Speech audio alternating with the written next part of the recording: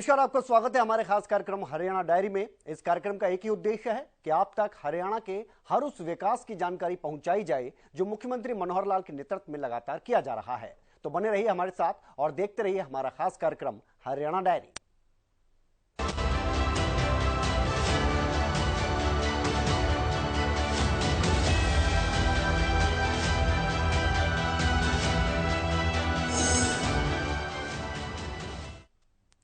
तो हरियाणा की सिरसा की अगर बात की जाए तो यहां पर किसान जो हैं वो परंपरागत खेती छोड़कर अब झींगा मछली पालन की खेती को करने में जुटे हुए हैं। झींगा मछली पालन की खेती करने में जहां उनकी चंद महीनों में लाखों रुपए की कमाई हो जाती है, तो वहीं झींगा मछली की खेती करने से उनके कुछ और भी ज्यादा फायदे हो जाते हैं, क्योंकि इससे आय दोगुना करने का सबसे अच्छा रास्ता माना जाता है। इसी को लेकर सिरसा पहुंचे कृषि मंत्री जेपी दलाल ने झींगा किसानों की पीठ को थपथपाया है। हरियाणा सरकार झींगा मछली पालन की खेती करने वाले किसानों का भरपूर साथ भी दे रही है।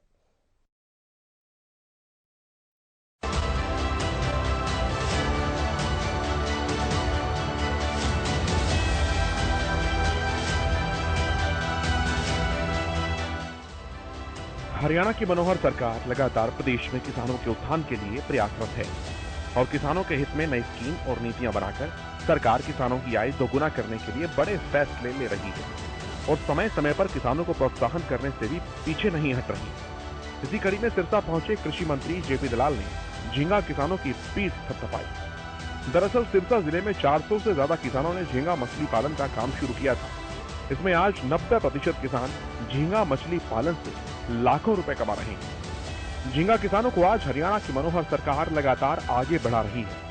झींगा मछली पालन को बढ़ावा देने के लिए सिरसा में प्रोसेसिंग यूनिट और कोल्ड स्टोरेज बनाए जाएंगे। इसकी जानकारी कृषि मंत्री जेपी दलाल ने दी। इसके साथ ही कृषि मंत्री ने कहा कि उनका लक्ष्य है कि झींगा मछली पालन करने वाले 10,000 किसानों को करोड़पति बनाया जाए। से डाइवर्सिफाई करना पड़ेगा। आप गेहूं और धान से तो एक निश्चित मात्रा के ऊपर नहीं बढ़ सकते, लेकिन हरियाणा के बहुत सारे किसान हैं जो प्रगतिशील किसान हैं। कोई मछली पालन करता है, कोई डेयरी का काम कर रहा है, कोई मशरूम का काम करता है। आपके बागवानी बहुत है सिरसा के अंदर। हाँ, तो इस तरह की जो डाइवर्सिफाई करेंगे तो किसान की आमदनी बढ़ेगी। गुड़गांव के आसपास जो है फूलों की खेती करते हैं, तो अब कुछ किसान ऐसे हैं जो प्राकृतिक कृषि के माध्यम से भी आमदनी बढ़ा रहे हैं। मैंने ऐसा देखा आपकी सिरसा के अंदर तो एक तरह से नीली क्रांति आई हुई है। 400 से ज़्यादा किसान हैं जिन्होंने ये झींगा के फार्म लगाए हैं, और मैं समझता हूँ कि इसमें से 90% किसान ऐसे होंगे जिसने 2.5 एकड़ के फार्म पे 10 लाख से लेकर 20 लाख के बीच में 6 महीने के अंदर कमाए हैं। कृषि के अंदर ये संभव नहीं है। और इसी तरह से अगर ये मछली का उत्पादन करते रहेंगे तो इसका दोहरा फायदा है। देश ये सारा एक्सपोर्ट होता है, विदेशी मुद्रा आती है, किसान की आमदनी बढ़ती है, और जो खारे पानी की ज़मीन है उसमें इससे ज़्यादा उम्मीद करनी भी नहीं चाहिए। तो मुझे उम्मीद है कि अब आने वाले वक्त में हम किसानों की सहायता के लिए पूरा यहाँ इंफ्रास्ट्रक्चर तैयार करेंगे, प्रोसेसिंग यूनिट भी लगाएंगे और कोल्ड स्टोरेज भी देंगे, ताकि उसकी फसल भाव नीचे आ जाता है तो उसके अंदर वो 4 महीने 6 महीने अपने प्रोडक्ट को रख के, और अच्छा मार्केटिंग की टीम भी यहाँ डेवलप करेंगे। और इसके माध्यम से मेरा टारगेट ये है कि 10,000 कम से कम किसानों को करोड़पति बनाऊं। इन दिनों प्रदेश में गन्ने के रेट बढ़ाने का मुद्दा भी खूब गरमाया हुआ है। विपक्ष इस मुद्दे को लेकर सरकार पर आरोपों की झड़ी लगा रहा है, जिसका जवाब आज कृषि मंत्री जेपी दलाल की ओर से दिया गया। गन्ना के रेट बढ़ाए जाने की मांग पर जेपी दलाल ने कहा कि ये मामला अभी विचाराधीन है। हमने हमेशा सबसे ज्यादा दाम किसानों को दिए हैं। गन्ना की पेमेंट करने के मामले में हरियाणा आज सबसे अव्वल है। हमारा ये मामला जो है अभी विचाराधीन है। हमेशा ही हरियाणा सरकार ने प्रदेश के किसानों को देश में सबसे ज़्यादा गन्ने का भाव दिया है, और गन्ने किसानों की पेमेंट करने में भी हम सबसे ज़्यादा आगे हैं। हमारे जितने भी मिल हैं, एक मिल को छोड़ करके सबकी पेमेंट हम साथ साथ करते जा रहे हैं। करके एक मिल हमारा जो है, जो अपने टेक ओवर किया, प्राइवेट मिल था नारायणगढ़ का, उसकी थोड़ी सी पेमेंट बाकी है जो हमने पीडीसी से चेक दिलवा दिए हैं। और हमारी कोशिश ये रहती है कि किसान को पैसा तुरंत मिले, और उसके लिए कोई भी किसान हो, चाहे गन्ने का हो या बागवानी का हो या किसी दूसरी कपास का हो, लाभकारी मूल्य मिले। प्रदेश में कृषि मंत्री जेपी दलाल ने प्रदेश के किसानों को आश्वस्त किया है कि राज्य में यूरिया खाद की कोई कमी नहीं है। पिछले साल के मुकाबले इस बार यूरिया की 12 लाख से ज्यादा बैग किसानों को दे चुके हैं। अगले 15 दिनों में केंद्र सरकार से हरियाणा को 1.5 लाख मैट्रिक टन यूरिया और मिलने जा रहा है। नहीं, यूरिया की कमी कोई नहीं है। ये सही है कि यूरिया जो विदेशों से इंपोर्ट करते हैं 3-3 हज़ार रुपये का एक बैग आता है, किसान को हम 266 रुपये में दे रहे हैं। और जो पीओएस का सिस्टम है तो उससे वो मशीन के द्वारा बांटते हैं तो थोड़ी बहुत लाइन लग जाती है, क्योंकि एक आदमी को देने में 4-4 मिनट लग जाते हैं और एक साथ से किसान ज़्यादा आ जाएं तो लाइन में लगना पड़ता है। मैं किसान भाइयों को आश्वस्त करना चाहता हूं कि किसी भी तरह से किसी को भी यूरिया की कमी नहीं रहने देंगे। और मेरे पास पिछले साल जो कि यूरिया थे आज के दिन, उससे 12 लाख कट्टे हम ज़्यादा किसानों को दे चुके हैं। और इसी अगले 15 दिन के अंदर भारत सरकार हमें कोई 1.5 लाख मीट्रिक टन यूरिया और देने जा रही है। 1.5 लाख मीट्रिक टन का होगा कि कम से कम 18 लाख। किसान नेताओं पर भी जेपी दलाल ने तंज कसा।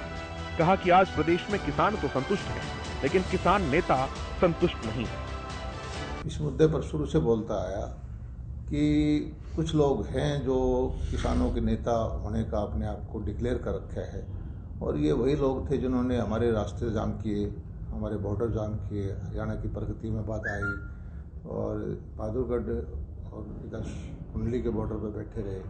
और यही लोग थे जो कहते थे कि हम किसानों के आवाज़ हैं, और इन्होंने पार्टी बनाई। पंजाब में हरियाणा के भी नेता गए, पंजाब के भी गए, सब जमानतें जब्त करा के आए। अब कौन सा लोकतंत्र में तरीका है ये जानने का कि किसान नेता कौन है, किसान कौन है, मजदूर नेता कौन है, मजदूर कौन है? ये कुर्सी की लड़ाई लड़ने वाले लोग हैं।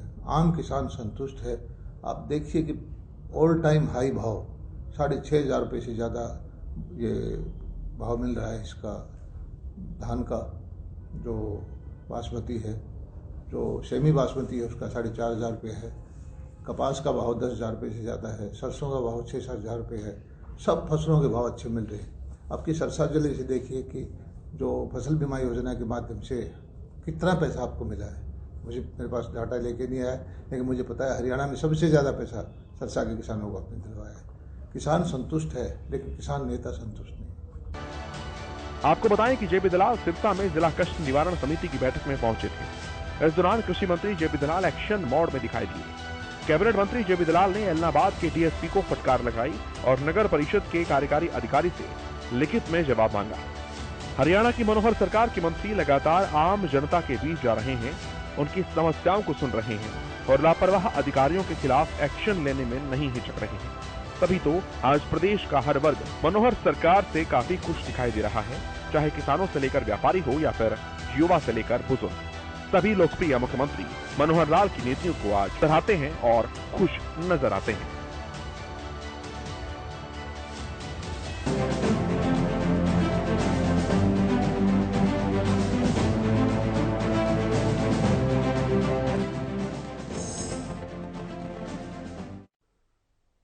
और हाल ही में गांवों की सरकार बनकर तैयार हुई है। ऐसे में पंचायत मंत्री देवेंद्र बबली अलग अलग जिलों में नवनियुक्त सदस्यों से संवाद कर रहे हैं। इसी कड़ी में कुरुक्षेत्र में जिला स्तरीय जनप्रतिनिधि संवाद सम्मेलन में पंचायत मंत्री देवेंद्र बबली पहुंचे और यहां पर उन्होंने सभी नवनियुक्त सदस्यों को संबोधित भी किया।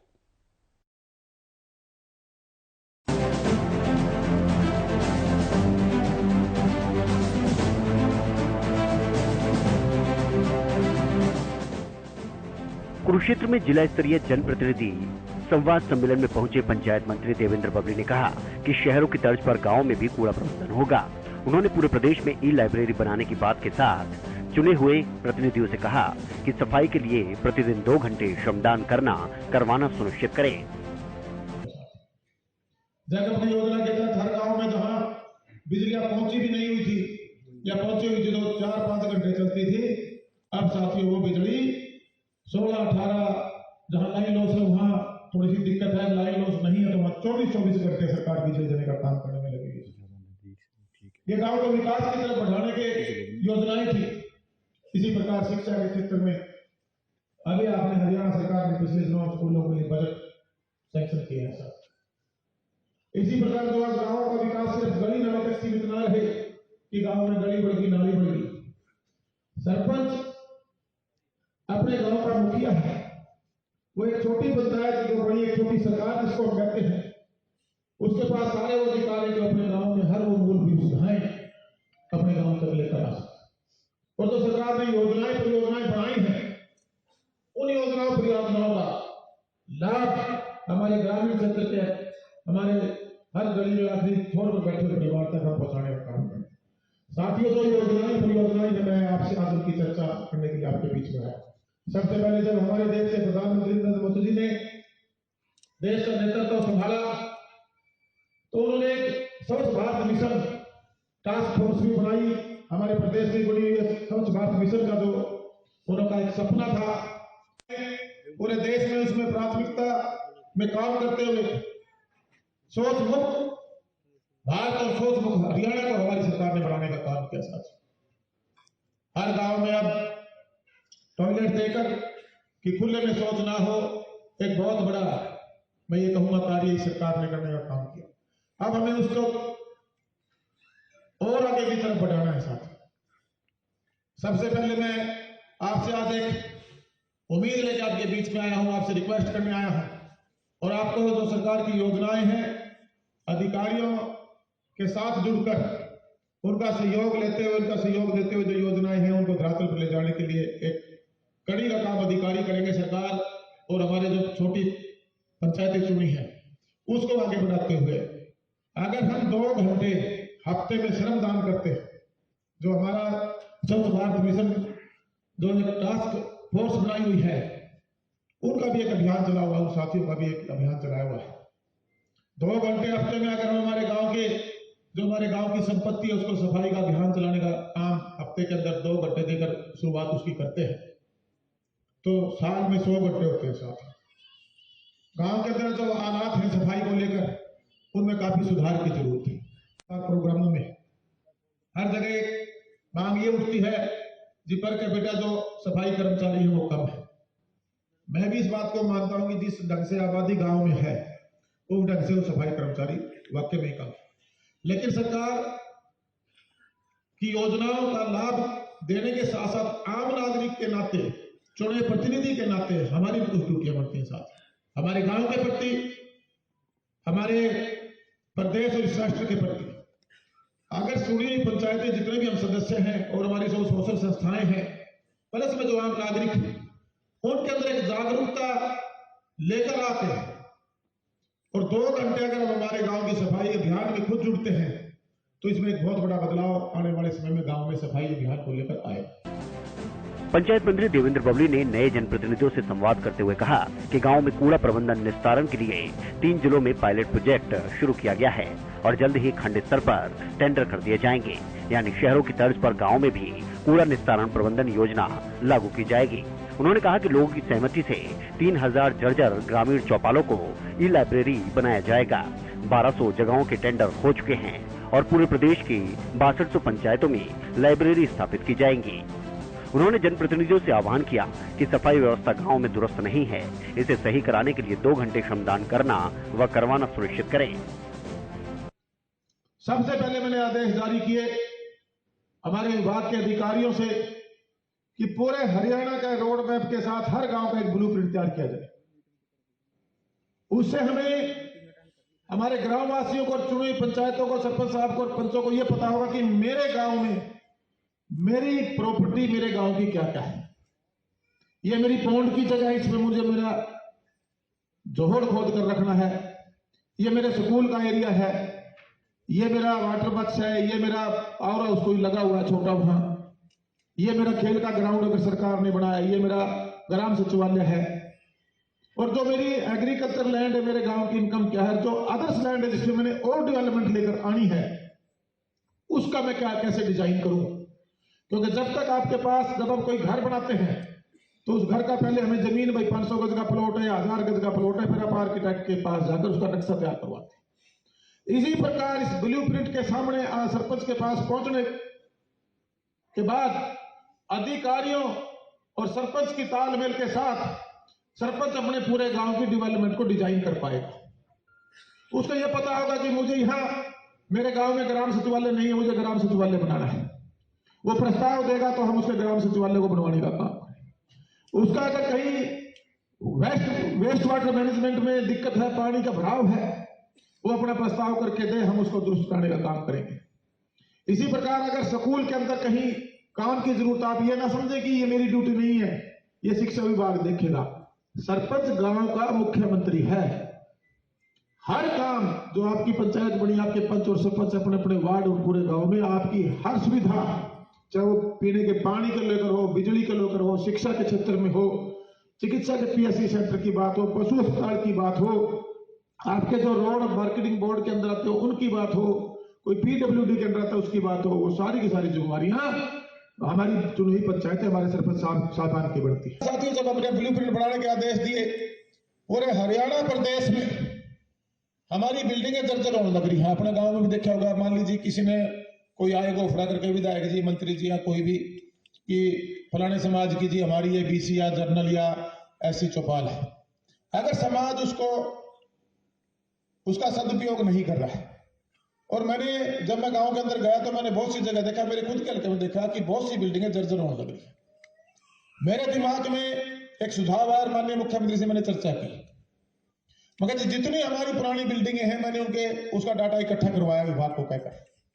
3700 बिल्डिंगें पूरे हरियाणा प्रदेश में ऐसी चिन्हित की हमने जो जर्जर हालत में पड़ी हुई है। मान लीजिए बाबा भीमराव अंबेडकर जी के नाम से भवन बनाया, लेकिन उसका सदुपयोग नहीं हो रहा है। हमारा ग्राम सचिवालय में सरपंच कहीं अपने हिसाब से बैठता है, उस बिल्डिंग को बना तो दिया, लेकिन रख रखाव अगर उसमें रहेंगे नहीं, उसकी साफ सफाई नहीं होगी तो वो बिल्डिंग खत्म हो जाएगी। 3700 बिल्डिंगों में जब हमने लोगों के बीच में जाकर जो एक नई पहल, मैं जिसको कहूंगा पूरे देश में हरियाणा प्रदेश, हरियाणा सरकार ने की। साथियों, हमने एक सुझाव जब आपस में हमारी चर्चा हुई, माननीय मुख्यमंत्री जी के सामने रखा कि क्यों ना हम इसके अंदर ई लाइब्रेरी बनाकर देने का काम करें। माननीय मुख्यमंत्री जी ने उस पर मोहर लगा के देने का काम किया साथियों। और आपको मैं मुझे बताते हुए खुशी है कि 3000 बिल्डिंगें जो 3700 ने चिन्हित की, ग्राम वासियों ने अपनी सहमति जताई। उनमें से 1200 के आसपास ही लाइब्रेरी उस बिल्डिंग का नवीनीकरण सौदेकर उसकी मरम्मत का टेंडर लगा चुके हैं। आने वाले जनवरी फरवरी महीने में बिल्डिंगें बिल्कुल चकाचक नई हो जाएंगी, टाइल लग जाएंगी, ऐसे फॉल सीलिंग हो जाएगी, दीवारों का हो जाएगा, पंखे लग जाएंगे, एसी लग जाएंगे, बाथरूम बन जाएंगे, और उसके अंदर आधुनिक लाइब्रेरी, ई लाइब्रेरी बना के देने का हम काम करेंगे। साथी इस प्रकार अपने अपने जिले में, अपने अपने क्षेत्र का अलग अलग रीति रिवाज हमारे बदलते रहते हैं। हरियाणा के दूसरे कोने से दूसरे कोने पर जब हम जाते हैं, हमारे यहाँ बुजुर्ग महिलाएं शाम को कीर्तन भजन करती है। जब ये हमारे पास उनकी तरफ से मांग आई तो हमने ये घोषणा पूरे हरियाणा प्रदेश के लिए कर दी कि जहां भी हमारी परंपराएं हैं, जो हमारी माता बहनें बैठ के, हमारी बुजुर्ग माताएं बल्कि कहूंगा इसमें, जो कीर्तन भजन करती हैं, वहां उन बिल्डिंगों में रेनोवेट करके जो उनको कीर्तन करने का संस्कृति भवन बनाकर देने का उनका काम करेंगे। पंचायत मंत्री देवेंद्र बबली ने अधिकारियों को चेतावनी देते हुए कहा कि आज हमारी सरकार जीरो टॉलरेंस पर काम कर रही है।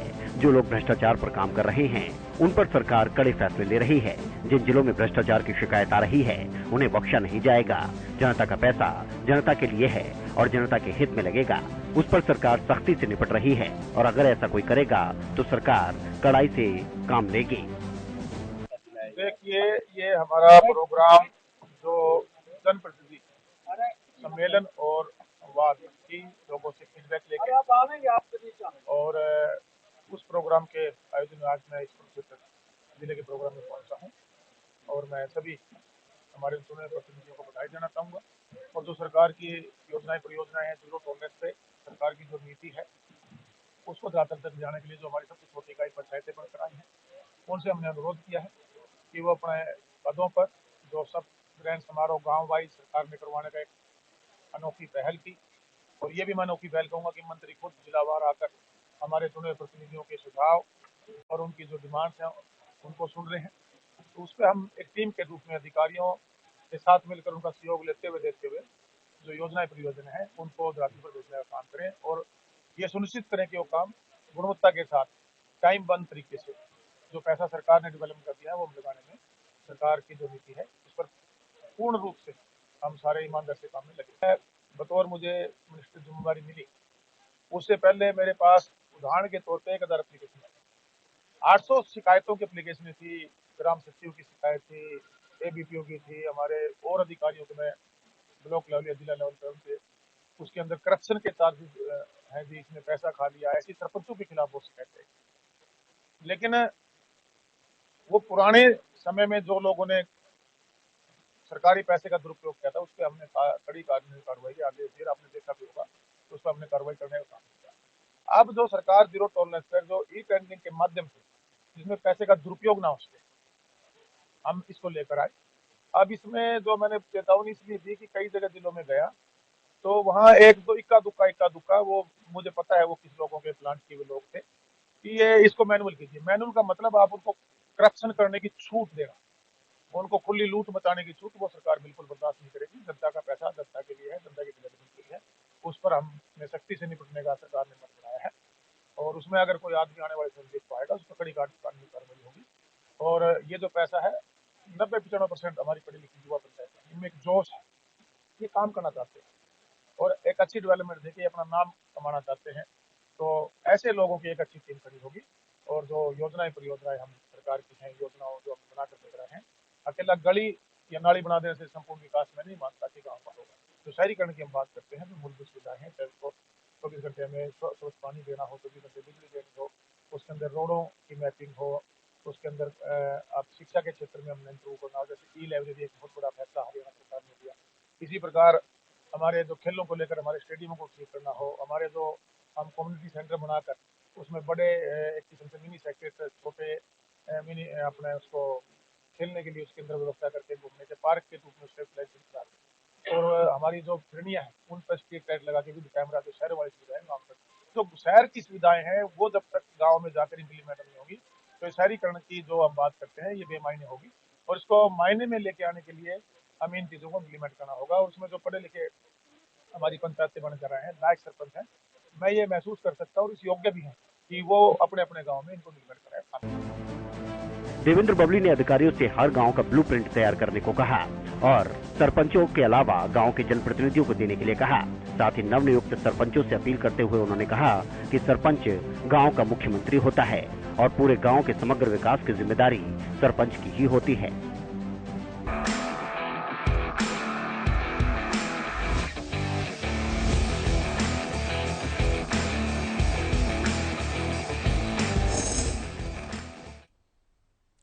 और हरियाणा में राज्य स्तरीय खेलो इंडिया यूथ गेम्स का आगाज हो गया है। अलग अलग जिलों में जनप्रतिनिधि और अधिकारियों ने इसका शुभारंभ किया।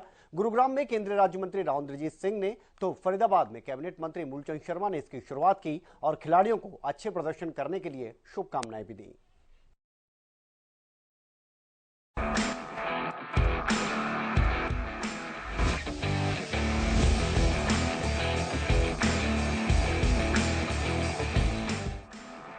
हरियाणा की एक अलग पहचान यहाँ के खेलों और खिलाड़ियों से भी है और मनोहर सरकार की खेल नीति की जहाँ देश और दुनिया में तारीफ होती है, तो हरियाणा सरकार जमीनी स्तर से लेकर अंतर्राष्ट्रीय स्तर तक खिलाड़ियों को प्रोत्साहित करने के लिए समय समय पर प्रतियोगिताओं का आयोजन करवाती रही है। इसी कड़ी में हरियाणा में खेलो हरियाणा गेम्स का आगाज हुआ। केंद्रीय राज्य मंत्री राव इंद्रजीत सिंह ने गुरुग्राम के सेक्टर 38 स्थित ताऊ देवीलाल स्टेडियम में खेलो हरियाणा यूथ गेम्स का उद्घाटन किया। हरियाणा में 16, 17 और 18 दिसंबर तक 9 स्थानों पर आयोजित किए जा रहे हरियाणा यूथ गेम्स के तहत गुरुग्राम में अगले 3 दिनों तक जूडो, तीरंदाजी और फुटबॉल की प्रतियोगिताएं आयोजित करवाई जाएंगी। देखो, खेलो इंडिया प्रधानमंत्री नरेंद्र भाई मोदी का एक ब्रेन चाइल्ड है। हमारा इतना बड़ा देश, 130 करोड़ के यहाँ पे लोग रहते हैं और फिर भी हमारी इंटरनेशनल कंपटीशंस के अंदर वो भागीदारी होने के बावजूद मेडल्स पूरे तौर के ऊपर हमारे को नहीं मिलते। ये दुरुस्त करने के लिए भारत सरकार की नीति है, हमारे प्रधानमंत्री की नीति है कि खेलो इंडिया के मार्फत हर एक प्रांत से, हर एक ज़िले से अच्छे अच्छे खिलाड़ी तय किए जाएं, ताकि आने वाले समय के अंदर 10 साल के अंदर, 15 साल के अंदर हम न केवल एबल बॉडीड ओलंपिक्स के अंदर अपनी प्रतियोगिता का प्रदर्शन कर पाएँ, लेकिन इवन एबल बॉडीड के नहीं, जो हैंडीकैप कैटेगरी है उसके अंदर भी, जो कहते हैं पैरा ओलंपिक्स, उसके अंदर भी हमारा खिलाड़ी तैयार करे जाए। फरीदाबाद के सेक्टर 12 खेल परिसर में पहुंचे कैबिनेट मंत्री मूलचंद शर्मा ने कहा कि आज मुख्यमंत्री मनोहर लाल की देन है कि हरियाणा मेडल लाने में सबसे आगे है। हरियाणा के खिलाड़ी लगातार देश और प्रदेश का नाम रोशन कर रहे हैं। मूलचंद शर्मा सेक्टर 12 स्थित खेल परिसर में राज्य स्तरीय खेलो हरियाणा गेम्स 2022 के उद्घाटन अवसर पर मुख्य अतिथि के तौर पर पहुंचे थे। उन्होंने खिलाड़ियों से आह्वान किया कि वो सौहार्दपूर्ण तरीके से खेलों में अपना दमखम दिखाएं। प्रेम की भावना से ही खेलने से खिलाड़ी बड़े स्तर तक पहुंचते हैं। खेल प्रतियोगिता का आयोजन किया जा रहा है खेलो हरियाणा का, किस तरीके से देखते हैं, कितने खिलाड़ी चले रहे हैं? मैं प्रदेश के मुख्यमंत्री जी मनोहर लाल जी का धन्यवाद करूंगा। उनके नेतृत्व में जो खेलों में जो चाहे देश या विदेश में जो हरियाणा की पोजीशन रही है, वो लगे संदीप जी इसके मेरे छोटे भाई खेल मंत्री हैं, और जितने गोल्ड मेडल हरियाणा के खिलाड़ी लेकर आए हैं, चाहे अंडर 18 हो या दूसरे मैच में हो, और सबसे ज़्यादा गोल्ड मेडल हरियाणा के खिलाड़ी आए।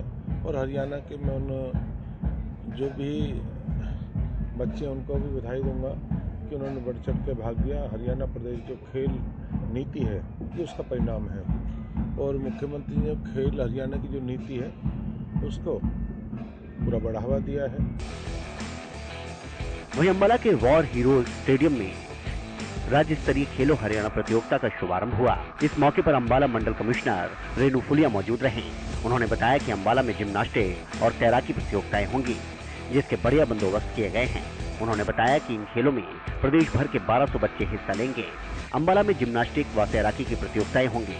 अंबाला के स्टेडियम में ऑल वेदर स्विमिंग पूल है, तो उससे भी बच्चों को राहत मिलेगी। यहाँ बच्चों को किसी भी तरीके की दिक्कत नहीं आने दी जाएगी। बच्चों के रहने और खाने के बेहतर इंतजाम किए गए हैं। साथ ही डिस्ट्रिक्ट स्विमिंग एसोसिएशन और जिम्नास्टिक एसोसिएशन के चेयरमैन राजेंद्र विज ने प्रतियोगिता में हिस्सा लेने वाले बच्चों को बधाई दी और सरकार का प्रतियोगिता के लिए धन्यवाद किया। इसी तरह से करनाल में भी खेलो हरियाणा राज्य स्तरीय प्रतियोगिता का शुभारंभ मंडल कमिश्नर साकेत कुमार ने किया।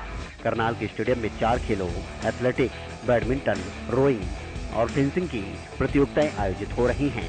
खेलो हरियाणा गेम्स का मकसद हरियाणा के खिलाड़ियों को प्रोत्साहित करने के साथ ही आगामी नेशनल और इंटरनेशनल स्तर पर होने वाली प्रतियोगिताओं के लिए नई प्रतिभाओं को तलाशना और अच्छा प्रदर्शन करने से है। चले, हरियाणा डायरी में आज के लिए इतना ही। कल फिर हाजिर होंगे एक नए एपिसोड के साथ। तब तक आप बने रहिए हरियाणा न्यूज के साथ। नमस्कार।